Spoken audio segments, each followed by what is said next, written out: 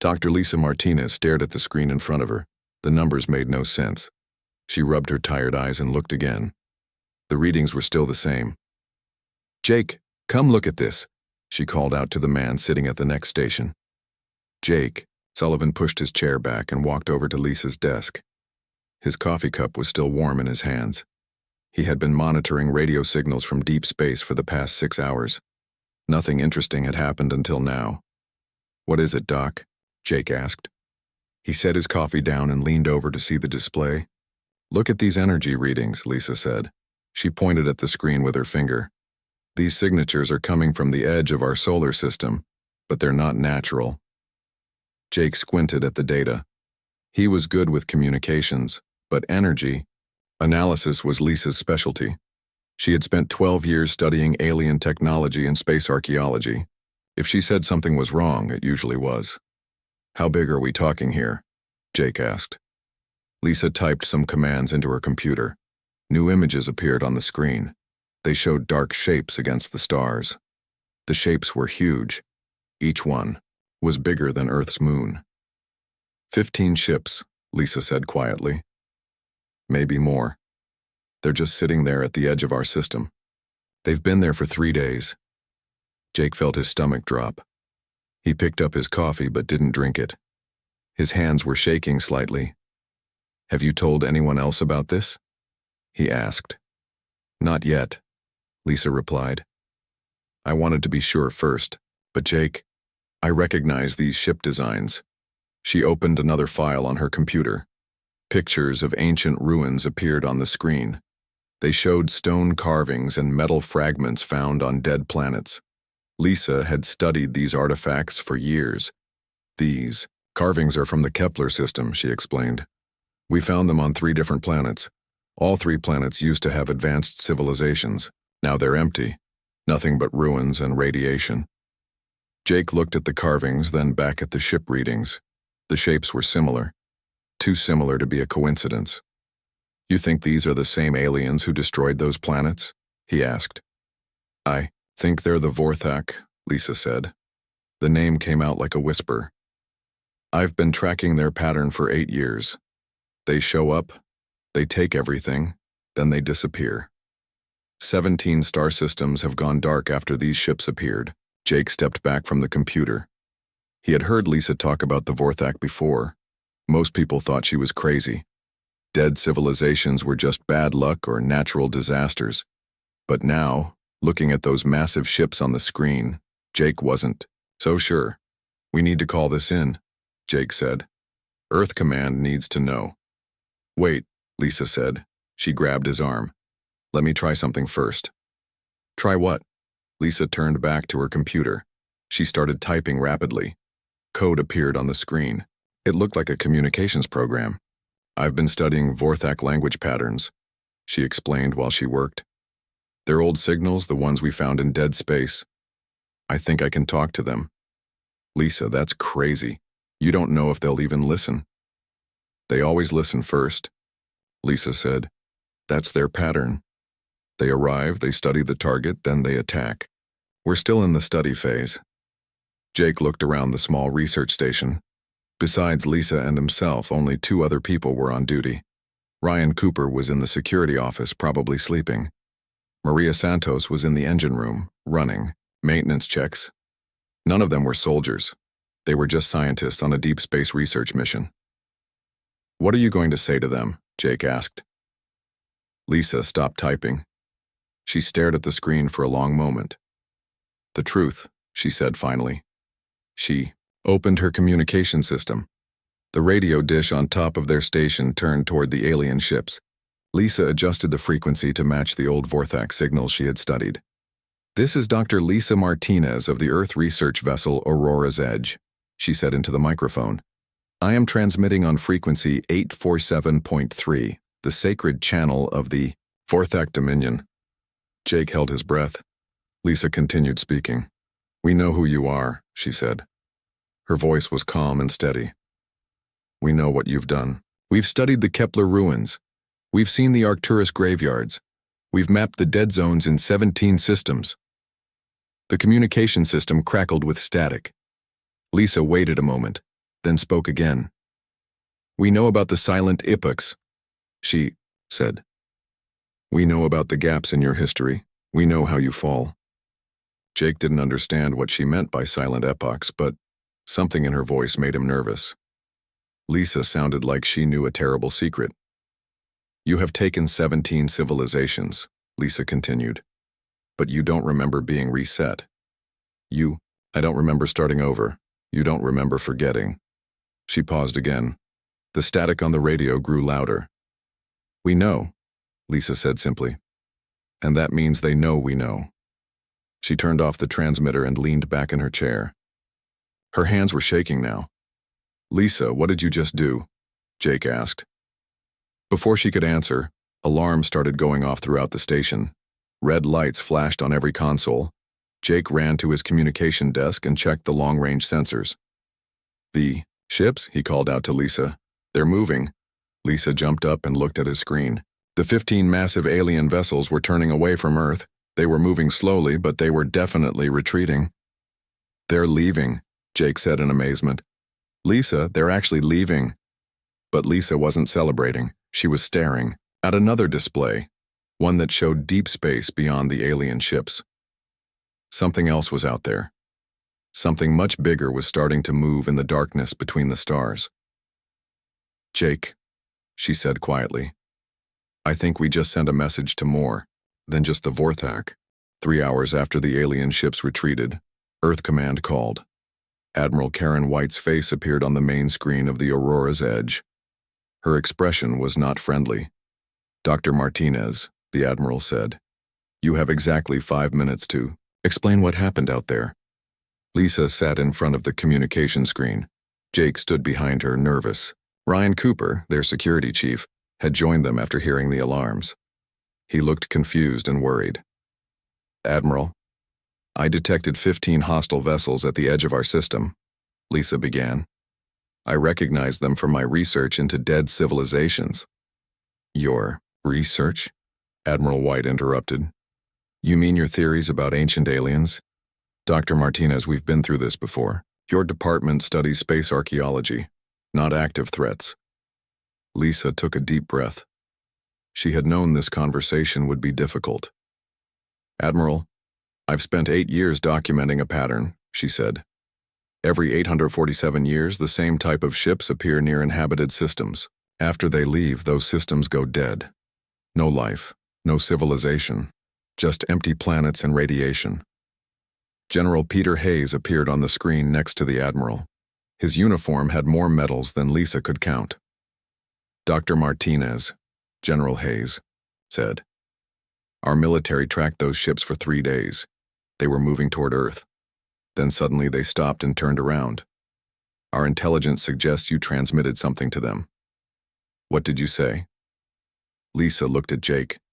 He nodded, slightly encouraging her to tell the truth. "I told them we knew who they were," Lisa said.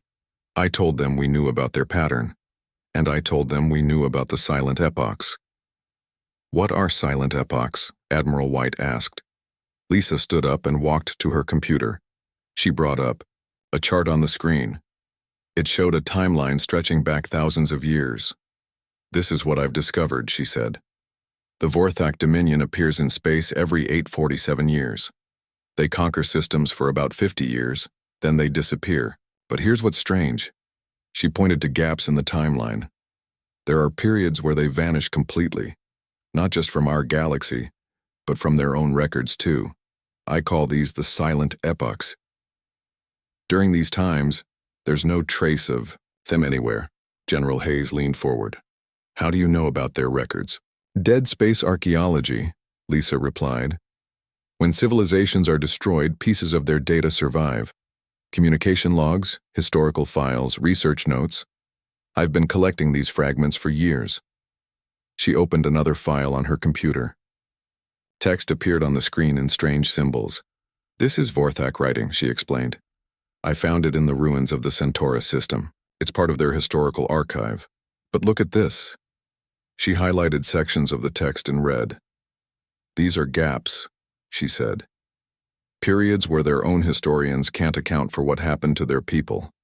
They have no memory of entire Centuries. It's like someone erased parts of their history. Jake stepped forward. Lisa, show them the pattern analysis. Lisa nodded and opened a new display. It showed a map of the galaxy with different colored dots. Blue dots are active civilizations, she explained.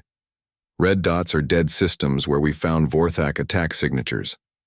Yellow dots are systems that went dark during silent epochs. Admiral White studied the map carefully. The pattern was clear. Every yellow dot was in the same region where the Vorthak had been most active. You're suggesting someone has been attacking the Vorthak? General Hayes asked. Not attacking, Lisa said. Resetting them. She pulled up another chart. This one showed technological development over time. Look at their advancement curve, she said. The Vorthak reach a certain level of technology, then suddenly drop back to almost nothing. They rebuild, reach the same level, then drop again. It's happened at least 12 times. Ryan Cooper had been quiet, but now he spoke up. Dr. Martinez, are you saying someone keeps destroying the Vorthak civilization? Not destroying, Lisa corrected. Teaching them a lesson. Someone is managing their development. Every time they become too aggressive, they get reset back to a primitive level. Admiral White and General Hayes looked at each other. This was bigger than they had expected. Dr. Martinez, the Admiral said, if what you're saying is true, why did the Vorthak retreat when you mentioned the silent epochs? Lisa sat back down. This was the part she wasn't sure about herself. I think they're programmed to retreat when certain information is mentioned, she said. It's like a safety protocol. If any species knows about the silent epochs, it means that species has access to restricted information. Restricted by who? General Hayes asked. I don't know, Lisa admitted, but I think we're about to find out. Jake pointed to his sensor display. The deep space scanners are picking up something new. It's coming from outside our galaxy. Lisa looked at the readings. Massive energy signatures were moving in the dark space between galaxies. Whatever was out there was bigger than the Vorthak ships. Much bigger. Admiral, Lisa said. I think my message to the Vorthak was intercepted by whoever has been managing their civilization, and now they're coming to investigate why humans know about their work. Admiral White's face went pale. Dr. Martinez, how long do we have? Lisa studied the sensor data. The objects in dark space were moving fast, but they were still very far away. Based on their speed and distance, maybe 6 days, she said. General Hayes stood up. 6 days to prepare for what? Lisa looked at the timeline on her computer screen. She thought about all the dead civilizations she had studied, all the empty planets and broken cities. 6 days to prove that humanity deserves to survive, she said quietly. The communication screen went dark. Admiral White and General Hayes had ended the call to begin emergency preparations. Lisa, Jake, and Ryan were alone again on their small research station. Lisa, Jake said. What aren't you telling them? Lisa turned to look at him. Her face was serious. I've been studying human history too, she said. Our pattern is different from everyone else's. Most species focus on conquest when they reach space, but humans spend most of their time studying their own mistakes. What does that mean? Ryan asked. It means, Lisa said, that whoever has been managing galactic development has been waiting for a species like us, and now they're coming to see if we're ready. 2 days passed. Lisa had not slept much. She kept working at her computer, trying to understand the signals coming from deep space. The massive objects were still moving toward their galaxy, but something strange was happening. Dr. Ben Torres arrived on the Aurora's edge that morning. He was Earth's best historian and an expert in ancient languages. Earth Command had sent him to help Lisa decode whatever was coming their way. Lisa, Ben said as he walked into her lab, I've read your reports. This is incredible work. Lisa looked up from her screen. Her eyes were red from exhaustion. Ben, I'm glad you're here, she said. I've been picking up transmissions. They're not from the objects in dark space, they're from the Vorthak ships. Ben sat down next to her. The Vorthak are still talking? They're arguing, Lisa replied. Jake has been helping me translate their Language. Listen to this. She played an audio recording.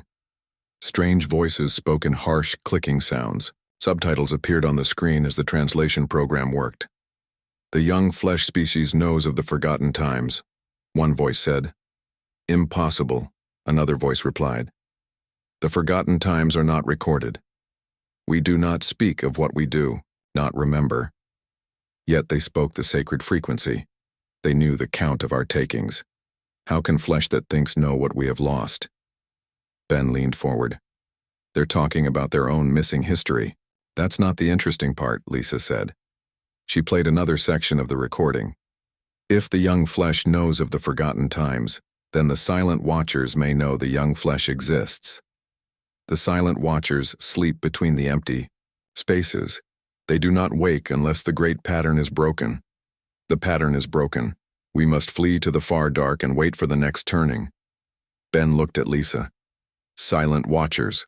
That's what they call whoever has been resetting their civilization. Lisa nodded. And according to this conversation, the Vorthak think these silent watchers are coming because of what I said. Dr. Amy Clark joined them at that moment. She was a physicist from Earth's Quantum Research Division. Her specialty was studying space-time anomalies.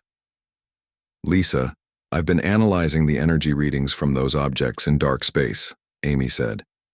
You need to see this. Amy connected her tablet to Lisa's main screen. Complex diagrams appeared, showing energy patterns and quantum signatures. These aren't ships, Amy explained. They're artificial structures, but they're bigger than anything we've ever seen. Each one is the size of a small solar system. Ben stared at the display. How is that possible? Advanced engineering, Amy replied. But here's what's really strange. These structures are old, really old. I'm talking millions of years. And they've been sitting in dark space all this time, completely inactive. Lisa felt a chill run down her spine. Inactive until now. Exactly, Amy said. Something woke them up, and based on the timing, I think it was your transmission to the Vorthak. Jake came running into the lab. His face was excited and scared at the same time.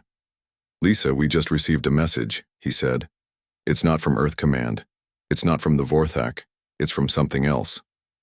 The Silent Watchers? Lisa asked. I think so, Jake replied. But the weird thing is the message is in English. Everyone stared at him. That made no sense. Play it, Lisa said. Jake connected his equipment to the main speakers. A voice filled the room. It sounded human, but there was something strange about it. It was too perfect, like a computer trying to sound human. Greetings, species of the third planet, the voice said. We have monitored your recent communication with the Vorthak Collective. You have demonstrated knowledge of restricted historical data. Lisa grabbed Ben's arm. This was really happening. The voice continued. We are the caretakers of this galactic region. For 4.7 million years, we have managed the development of civilizations to prevent extinction events. Amy was recording everything, on her tablet. Her hands were shaking. Your species has reached what we call the decision point, the voice said. Most species at your level of development choose expansion through conquest. The Vorthak made this choice. They have been reset, 47 times as a result. Ben whispered to Lisa. 47 times? You only found evidence of 12 resets. Some records were completely erased, Lisa whispered back. The voice from space continued talking.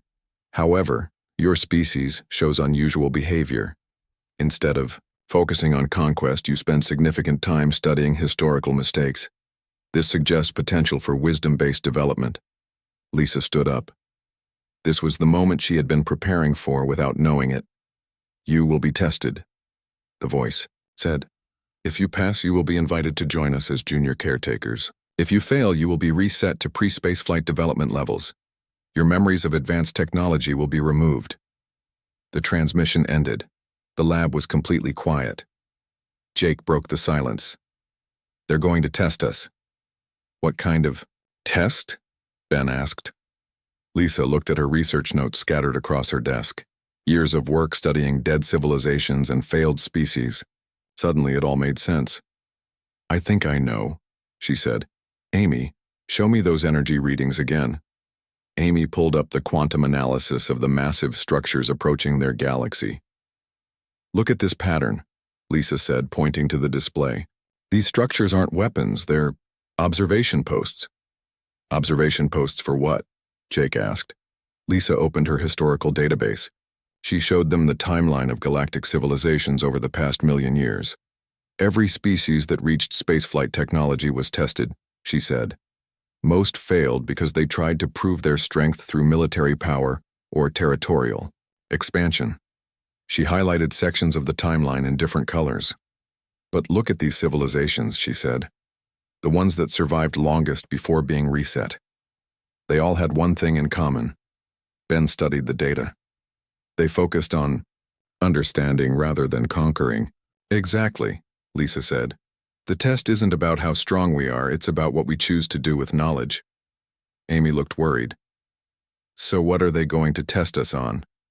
Lisa gathered all her research files and put them in a single folder on her computer. I think, she said slowly, they're going to ask us to make the same choice they made 4.7 million years ago. Do we want to be conquerors, or do we want to be gardeners?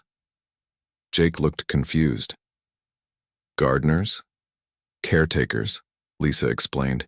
They want to know if humanity is ready to help manage galactic development instead of just expanding our own territory.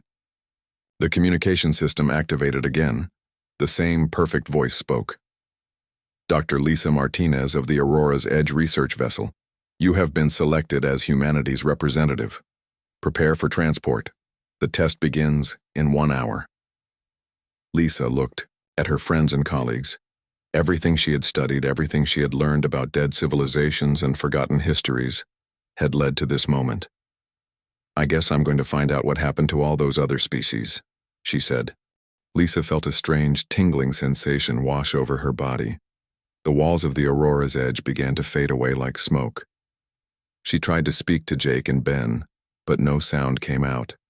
Everything around her dissolved into bright white light. When the light faded, Lisa found herself standing in a vast space that seemed to have no walls or ceiling. The floor beneath her feet looked like polished black stone, but she could see stars and galaxies swirling below the surface. Welcome, Dr. Martinez, a voice said behind her. Lisa turned around. A figure approached her from the distance. It looked almost human, but not quite. The being was tall and thin with pale skin that seemed to glow slightly. Its eyes were larger than human eyes and completely silver. I am Keeper Zahn, the being said. I will guide you through the test. Where am I? Lisa asked. Her voice echoed strangely in the empty space. You are aboard one of our observation stations, Zahn replied. This facility has been monitoring your galaxy for 3 million years. As Zahn spoke, the space around them began to change. Walls appeared, covered with screens showing different star systems. Lisa could see planets with cities, space stations, and ships moving between worlds. These are all the civilizations currently under our protection, Zahn explained. 47 species have reached the level where they can travel between stars. We guide their development to prevent galactic extinction events. Lisa walked closer to one of the screens. She could see a planet covered in blue oceans and green continents. Ships were moving around it, but they looked different from human designs. They're beautiful, she said. The Kalari people, Zahn said. They reached spaceflight 300 years ago. They chose cooperation over conquest. They now help us monitor 3 neighboring systems. Another screen showed a different world. This one had silver cities that stretched up into the clouds. Flying vehicles moved between tall towers. The Thane civilization, Zahn said. They were tested 800 years ago. They chose knowledge over territory. They now help us study dangerous phenomena like black holes and stellar collapse. Lisa began to understand. You're showing me the ones who passed the test. Correct, Zahn replied. Each species that joins us brings unique skills and perspectives. The Kalari are excellent diplomats. The Thane are master scientists. The Vrix are engineers who can build in any environment. What about the ones who failed? Lisa asked. The screens changed. Now they showed empty planets and dead space stations. Lisa recognized some of the ruins from her own research. The Androxy chose military expansion, Zahn said. They were reset 4 times before we gave up on them. The Morton tried to conquer their entire galactic region. The Vorthak, as you know, have been reset 47 times. Lisa studied the images of destroyed civilizations. Why do you keep giving the Vorthak so many chances? Every species deserves the opportunity to learn, Zahn replied. Some take longer than others. The Vorthak show signs of progress each time, but they always eventually choose conquest over wisdom. What makes you think humans will be different? Lisa asked. Zahn gestured, and the screens around them changed again. Now they showed scenes from Earth's history. Lisa saw ancient libraries, universities, museums, and research centers. Most species that reach spaceflight spend their time planning expansion, Zahn said. Humans spend significant time studying their own past mistakes. You document wars to understand how to prevent them. You preserve the stories of civilizations that collapsed. You actively try to learn from failure. Lisa watched the screens showing human historians, archaeologists, and researchers. She saw herself in some of the images, working late into the night studying alien ruins. This behavior is extremely rare, Zahn continued. Only 1 in every 1,000 species shows this pattern. It suggests the potential for true wisdom. But we still fight wars, Lisa said. We still make mistakes. Of course, Zahn replied. Wisdom is not the absence of mistakes. Wisdom is the ability to learn from mistakes and change behavior accordingly. The Mumai space around them changed again. Now they were standing in what looked like a conference room. A large table appeared in the center, surrounded by chairs. The test is simple, Zahn said. We will show you information about a developing species. You must decide what action to take. Lisa sat down at the table. A screen appeared in front of her, showing a star system with several planets. The Nexari people live in this system, Zahn explained. They achieved spaceflight 50 years ago. They have been expanding rapidly, taking over uninhabited worlds and building colonies. The screen showed Nexari ships and settlements spreading across their solar system. Recently, they discovered another inhabited system nearby. Zahn continued. The natives are still primitive, using only simple tools and agriculture. The Nexari are debating whether to make contact or simply take the planets they want. Lisa studied the information carefully. She could see that the Nexari had powerful technology and large populations. The primitive species had no way to defend themselves. What are my options? Lisa asked. You can recommend military intervention to stop the Nexari, Zahn said. You can suggest diplomatic contact to negotiate a solution. You can propose that we reset the Nexari civilization and make them start over. Or you can recommend that we do nothing and let events proceed naturally. Lisa thought about all the dead civilizations she had studied, all the species that had failed this same test. She thought about the Vorthak, reset 47 times because they always chose conquest. What would most species choose? She asked. Military intervention, Zahn replied. They would want to protect the weaker species by destroying the threat. Lisa nodded. That did sound like the obvious choice. But she remembered what Zahn had said about wisdom being different from strength. What would the Kalari choose? She asked. Diplomatic contact, Zahn said. They would try to negotiate a peaceful solution. And the Thane? They would study both species more carefully before making any decision. Lisa looked at the screen again. She could see Nexari cities and ships, but also their art and culture. They weren't evil. They were just expanding without thinking about the consequences. I need more information, Lisa said. What do the Nexari value most in their culture? Zahn seemed pleased by her question. Knowledge and discovery. They are natural explorers and scientists. And the primitive species? They are artists and storytellers. Their culture is based on preserving history through oral traditions. Lisa smiled. She was beginning to see a solution that didn't involve violence or reset protocols. "I recommend contact," she said. "But not diplomatic contact. Cultural exchange. The Nexari want to discover new things. The other species has thousands of years of stories and history to share. Instead of taking their planets, the Nexari could learn from their culture." Zahn was quiet for a long moment. "That is an unusual suggestion. The Nexari get what they want. New knowledge and discoveries," Lisa explained. "The primitive species gets access to advanced technology that could improve their lives. Both sides benefit without anyone losing anything." "And if the Nexari refuse this arrangement?" Lisa thought carefully. "Then we make contact with the primitive species first. We teach them about space travel and give them the tools to defend themselves. Level the playing field instead of choosing sides."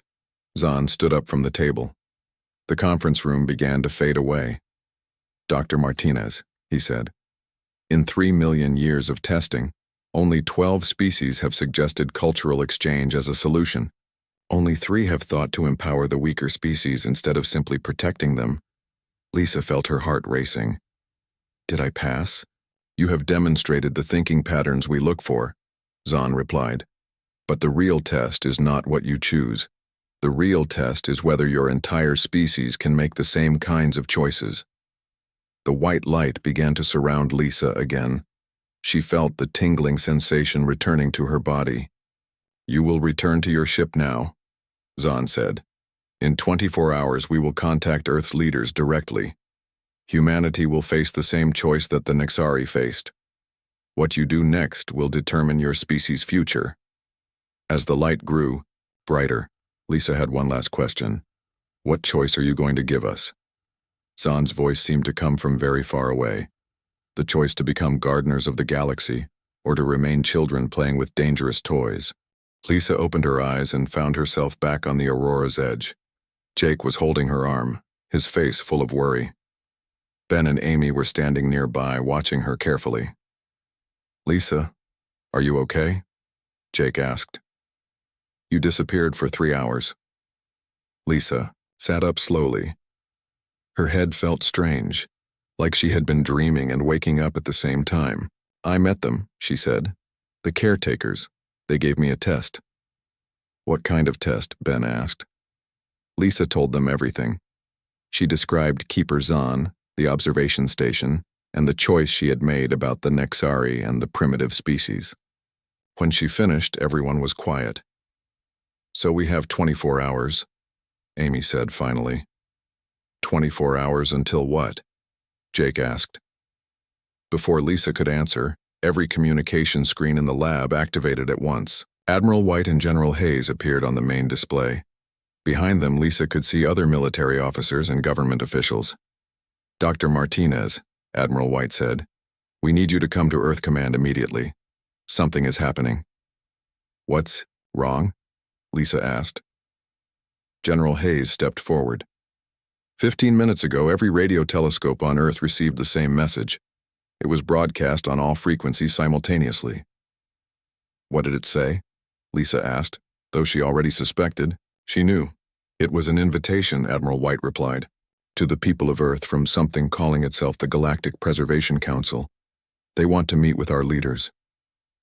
Lisa felt her stomach drop. This was happening faster than Keeper Zahn had suggested. "Admiral, I need to stay here," Lisa said. "If they want to communicate, they'll probably contact the Aurora's edge first. This is where the first transmission came from." Admiral White looked like she wanted to argue, but General Hayes nodded. "She's right," he said. "Dr. Martinez, you have full authority to speak for Earth if they contact you. We're sending Captain Steve Mitchell and Commander Rachel Blake to assist you." The communication ended. Lisa looked at her friends. "This is it," she said. "The choice that will decide our future." 2 hours later, Captain Mitchell and Commander Blake arrived on a fast military transport. Captain Mitchell was older, with gray hair and calm eyes. Commander Blake was younger and more intense, with short black hair and sharp features. "Dr. Martinez," Captain Mitchell said as he entered the lab, "we've been briefed on your research. Earth Command wants us to support whatever decision you make.